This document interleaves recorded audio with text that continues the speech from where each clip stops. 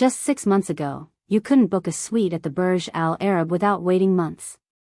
Atlantis The Palm was charging $4,000 a night for its premium villas and still selling out. Palazzo Versace's 8 restaurants were so booked, walk-ins were turned away at the door. These 3 resorts weren't just successful. They were the entire definition of what Dubai luxury meant to the world. Now, fast forward to today. The Burj Al Arab is closed. For the first time in 27 years, the Armani Hotel next door is closed. Palazzo Versace's tables are sitting empty, and Atlantis The Palm is operating at a fraction of its usual energy. 3 of the most iconic luxury resorts on earth, going quiet at the same time. The question is no longer whether something is happening to Dubai's luxury industry. The question is what? Before we go deeper into this story, make sure to like, subscribe, and turn on notifications because what you're about to hear goes far beyond 3 properties and into the reality behind one of the most coordinated collapses Dubai's luxury industry has ever experienced. To understand what happened, you have to start with the rise.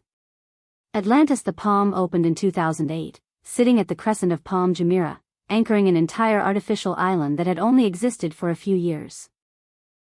With over 1,500 rooms, an aquarium holding 65,000 marine animals, and a water park visible from space, it was designed as a destination, not just a hotel.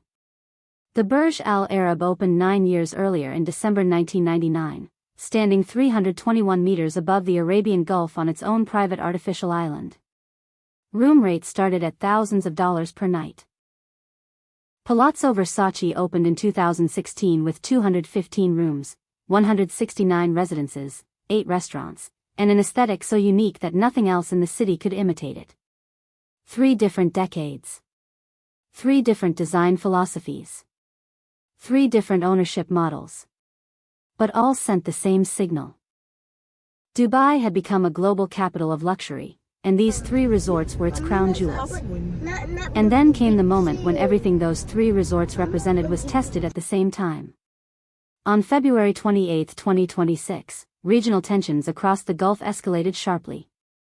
Within days, more than 2,400 missiles and drones had been launched toward the UAE, targeting airports, ports, hotels, and residential areas. Officials confirmed that over 90% were intercepted. Physical damage to Dubai's luxury infrastructure was limited. The buildings themselves stood exactly as they were designed to. Operations continued. Official reassurances were issued. On paper, it was a controlled situation. But here's the part the official statements failed to capture. In luxury tourism, the buildings are never the point. The story they tell is the point. And in late February 2026, that story cracked. Now look at what happened next. Not to the buildings, but to the people, or more accurately, the absence of them. Dubai International Airport, the world's busiest airport for international passengers, handling 95.2 million travelers in 2025, saw thousands of flights cancelled. Tens of thousands of visitors were stranded in the early weeks before being evacuated on special flights. Emirates was reduced to a stripped-down schedule, Минздрав and Российской hotel Федерации occupancy готовит across новую Dubai, антитабачную which had been концепцию, sitting near которая peak нацелена на levels, снижение к collapsed to between 2025 just году 15% and распространенности 20% of потребления normal for табака that time среди of year. населения до Air 25%. DNA data showed that more than 226,500 short-term rental bookings were cancelled across the UAE between February 28 and March 29 alone. Atlantis The Palm felt it almost immediately. A destination resort that depended on constant family travel, international leisure visitors, and high-volume aviation flows suddenly found itself watching its arrivals pipeline disappear. Empty cabanas. Quiet water parks. Half-filled restaurants where reservations had once been mandatory.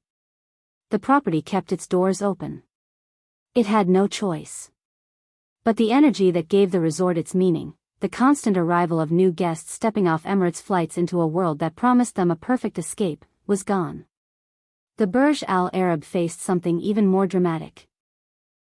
In April 2026, Jumeirah confirmed that the hotel would close for an 18-month restoration program, with bookings blocked until June 2027.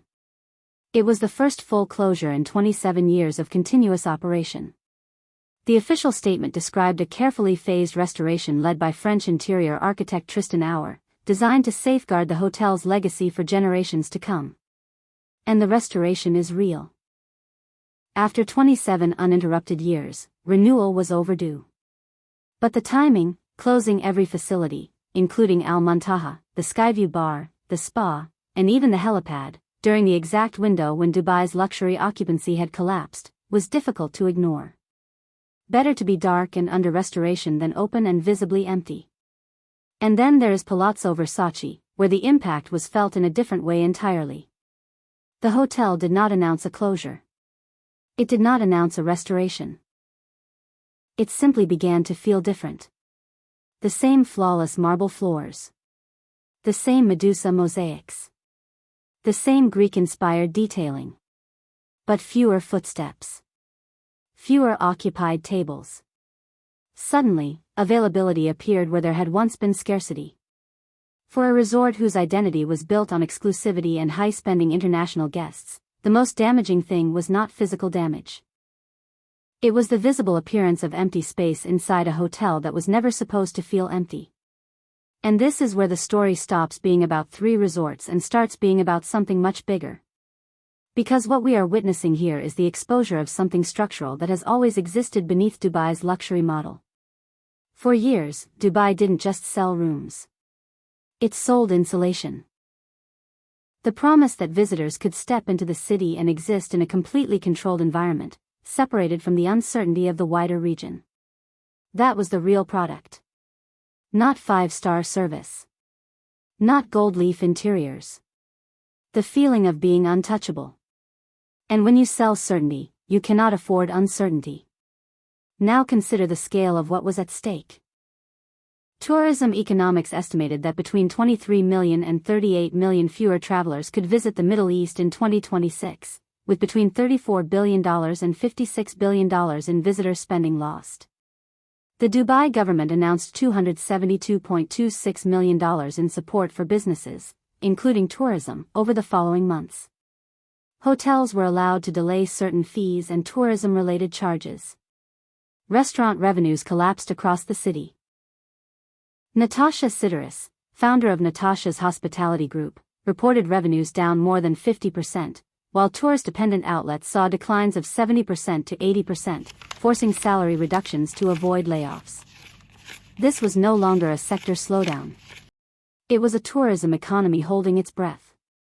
And the 3 resorts were not alone. The Burj Al Arab was joined by the Armani Hotel inside the Burj Khalifa, which closed on April 1st for refurbishment. The St. Regis The Palm closed. Park Hyatt Dubai scheduled a closure from May 1st. 5 major luxury properties, including some of the city's most recognizable names, announced closures within weeks of each other. Officially, they were all renovations. Unofficially, it looked like an industry buying itself time. But here is the most important truth in this story. The Palazzo Versace name has a precedent that Dubai needs to study carefully.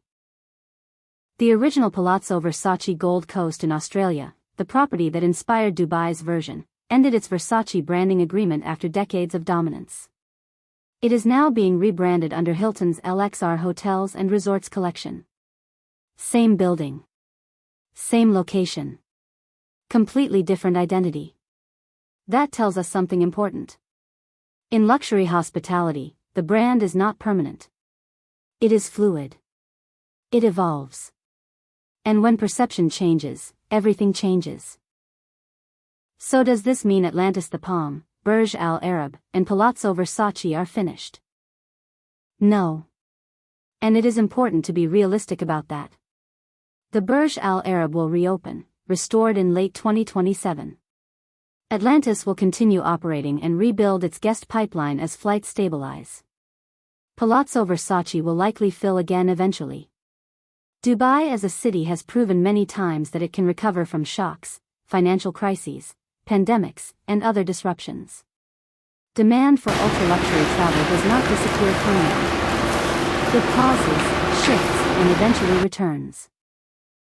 But recovery is no longer just about reopening doors. It is about rebuilding the story.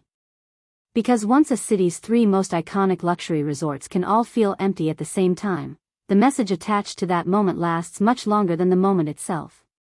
It remains in search results. It resurfaces in conversations.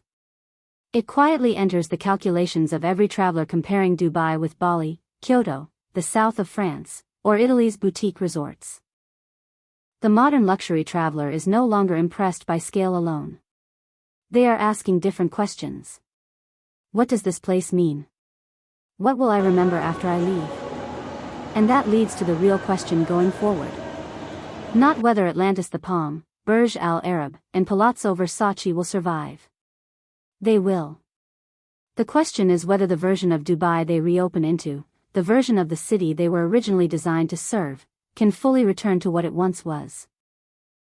Because once three symbols pause at the same time, in the moment they were built for, the meaning they carried rarely resumes in exactly the same way. So now I want to hear from you. Of Dubai's three biggest resorts, Atlantis the Palm, Burj Al Arab, and Palazzo Versace, which one do you think recovers first? And would you still book a stay at any of them today? Drop your thoughts in the comments. And if you want more deep analysis like this, you already know what to do. Subscribe, because we're just getting started.